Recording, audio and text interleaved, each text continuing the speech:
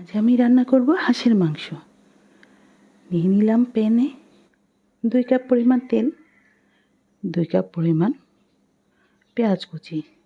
1 KG পরিমাণ হাঁসের মাংস রান্না করব, সো আমি কয়েকটা তেজপাতা দিয়ে দিলাম। দিয়ে দিব 1 টেবিল চামচ পরিমাণ গরম মশলা গুঁড়া, 1.5 টেবিল চামচ পরিমাণ আদা পেস্ট, 1.5 টেবিল পরিমাণ রসুন পেস্ট, সাথে দিয়ে দিব ভাজা জিরা গুঁড়া 1 টেবিল চামচ, 1 টেবিল চামচ হলুদের গুঁড়া, 1 টেবিল চামচ মরিচের গুঁড়ো দিব। যদি আপনাদের ভালো লাগে তো ঝাল আরও বেশি দিবেন অথবা কমও দিতে পারেন।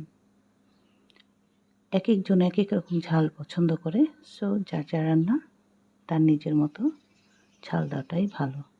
কষিয়ে নেব আমি মশলাগুলো ভালো করে, যাতে হলুদের এবং মরিচের স্মেলগুলো চলে যায়। মশলা যত কষাবেন তত রান্নাটা ভালো হবে এবং একটা গুড স্মেল চলে আসবে। তো দিয়ে দেবো আমি আধা কাপ পরিমাণ পানি এবং আরেকটু কষিয়ে নেব মশলাটা। তেলটা উপরে চলে আসলে আমি পরিমাণ মতো লবণ দিয়ে দেব। এরপর দিয়ে দিব হাঁসের মাংসগুলো। খুব ভালো করে কষিয়ে নেব মশলার সাথে।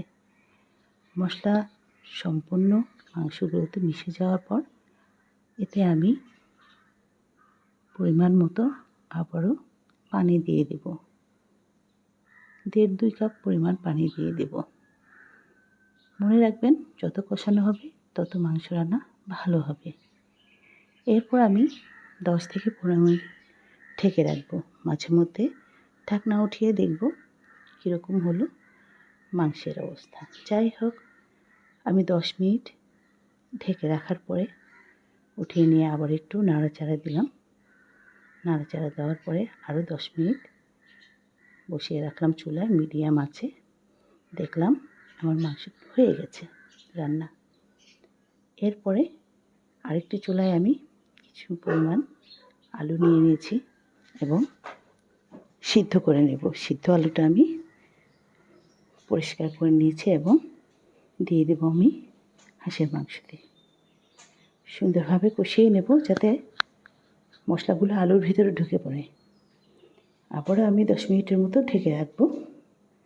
ঢেকে দেওয়ার পর 10 মিনিট পরে আমি আবার দেখব, এই তো আমার হাঁসের মাংস হয়ে গেছে।